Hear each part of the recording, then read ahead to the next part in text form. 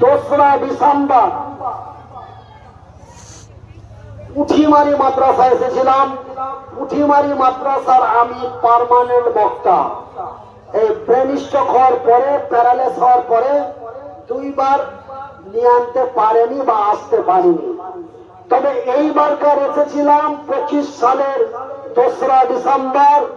আমি সেই দিন বলেছিলাম, সেই দিন পুঁঠি মাদ্রাসার প্রাঙ্গণে বলেছিলাম, আগামী 6 ডিসেম্বর ভারতবর্ষের পশ্চিমবঙ্গের মুর্শিদাবাদ জেলার বেলডাঙ্গায় বাবরি মসজিদ নির্মাণ হবে ইনশাআল্লাহ। আমি বলেছিলাম সেই বাবরি মসজিদের শিলান্যাস হয়ে গেছে। আগামী 14 তারিখ থেকে কাজ আরম্ভ হবে, জোরে বলি ইনশাআল্লাহ। আল্লাহ রাব্বুল আলামিনের রাসূল বলেন, মান বানা লিল্লাহি মসজিদান বানাল্লাহু লাহু বাইতান ফিল জান্নাত।